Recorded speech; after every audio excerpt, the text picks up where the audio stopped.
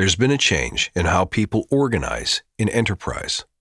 But with flat hierarchies and self-organizing teams, has the concept of leader or even team captains become obsolete and forbidden?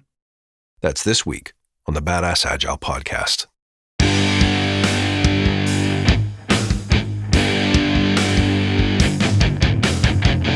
Greetings, team. Welcome to the Badass Agile podcast. I'm your host, Chris Williams.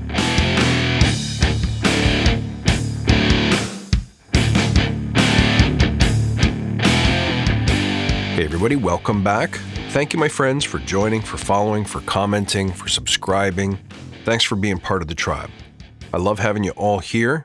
Please grab a seat, feel welcome, and enjoy. Listen, there's something about leadership that just feels natural to me. Some people really seem to enjoy leading, and others are quite content to follow. Is that now an outdated concept? Well, first, let's remember why we're here. To create an elite tribe of leaders who truly serve their clients and communities by doing what matters and what works, relentlessly chasing value and excellence like a badass. There's so many resources about what you need to do to be agile, but we're focused on who you need to become in order to lead teams. So let's hammer down those fundamentals to create a unique and powerful force in the industry. If this helps you, tell your friends. You can also submit your coaching or leadership questions and sign up for daily inspirations and weekly videos, all at badassagile.com. So go sign up, post your questions today. All right, so when it comes to the changing state and shape of leadership, here's what I observe just from being a coach on the job day to day. Number one, people need a little push. Perhaps one of the reasons why leadership feels so natural is because in new and uncharted territory, fear sets in. Now, we've discussed the nature of fear of change, especially in the past.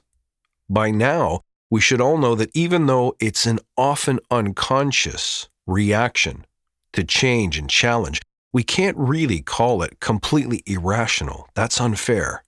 Left alone, some people might never learn to lead.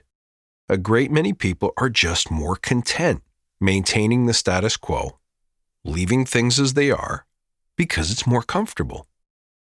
The job of the leader should be to prompt and to push your team members to accept and embrace change and their evolving role in it, and to engage in healthy behavior that leads to better innovation. And number two, this leads to my next point. I think that the boss as a drill sergeant is largely dead. It's far more acceptable, and in fact, healthy best practice for a leader to be someone that helps people grow and challenging themselves in ways that are sustainable. So that means stretching boundaries gently at their own pace to a point, and yet still not letting people off the hook for growth. Number three, don't forget, the leader sets example. In this way, the leader can be thought of as a sort of teacher. When there are values and behaviors that we want to model and adopt, the best way to do that is to show others how it's done by example. So this requires a leader who can display advanced knowledge and understanding of the required behaviors and encouraging the discipline to display them on a consistent basis. So when you look at it this way, the leader is more of a coach who helps people on their development journey and less of a person in command. And finally, number four, the leader shares wisdom. The leader may not have extraordinarily deep knowledge, surprisingly, of the subject in which they're leading. In fact, I'll often state that I don't need to know how you do what you do, or even what you do to a point, in order to coach you. A leader becomes one, not because of their seniority or their years spent in the rank and file earning their stripes necessarily, but through the general wisdom gained and their ability to share it with others. And this is when it's so important to note that leaders and hierarchies are not the same thing. A hierarchy or pecking order in which greater privilege and control is afforded to those higher up, and people who are lower or newer in the hierarchy are often measured on how well they follow orders of those above. This is where we should make an important distinction. Yes, leadership continues to be important, But leadership is not a badge that you earn. It's a skill that you develop, along with all of your other job skills. So for this reason, it's really important to find ways to rotate leadership amongst teams and team members.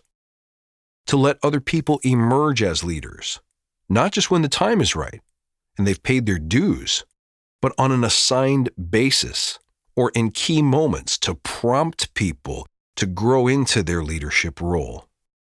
See, sometimes leaders can emerge situationally. For example, when the wheels come off or some emergency happens, there are certain people who will all of a sudden step up and take the lead to help other people overcome their fear, coordinate, and orchestrate accordingly. But it's equally important to appoint people into rotating leadership roles, even if it's on a weekly or monthly basis, so that the team still has a leader, someone to be accountable, offer direction and support, set the pace, help people stretch and grow, without making leadership a permanent assignment. That is to say, the job of a traditional manager. Now look, there will always be hierarchical leaders. In fact, the larger the organization, the more this becomes necessary. But the firm lines of leadership are changing. So this week, you can encourage leadership participation and rotation in the following ways. You could rotate people who facilitate sessions. So if you're running demo, retro, stand-up, you can change who leads those sessions so they can learn what it's like to not only lead one, but to respond to challenges in the line of fire.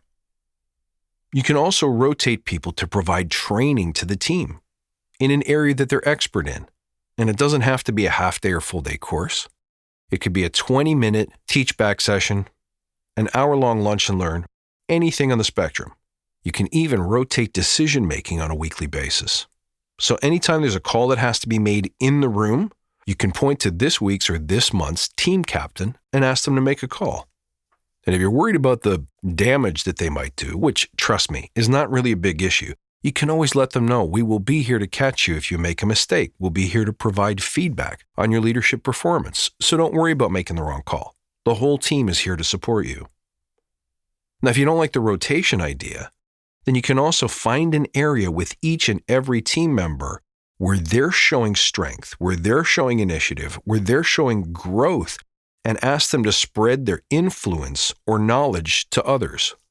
As an example, I've worked with fledgling Scrum Masters who are struggling to come out of their shell a little bit. They don't see themselves as leaders traditionally. But here's the reality. Everybody latches onto something. So this particular leader was gaining experience on the ground of customizing Scrum to a particular team's way of working. They're a team that behaved a little bit like an innovation center. They're constantly seeing new, different, and short-term initiatives where speed and time to market is incredibly important, but because the projects are so small, they can customize and tailor backlog grooming and sprint planning to fit their needs. So this person has unknowingly become an expert in how to do that. And there are other areas of the organization that desperately need that kind of expertise and skill. So that person now becomes the resident expert. For example, anytime you're spinning up a team that works in a similar way, this person can now show up as a leader and provide opinions and expertise and guidance on how to get started and avoid some of the mistakes that they made when they were first coming up. The point is this: we still need leaders and captains.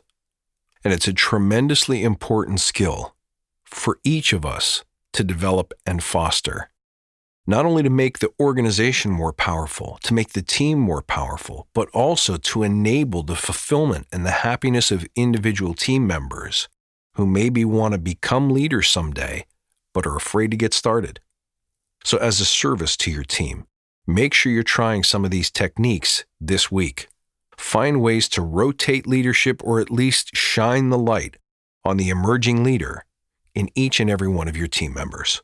Folks, thank you for listening. You can reach out at badassagile.com or find me on Twitter at @badass_agile. And I'll see you next time.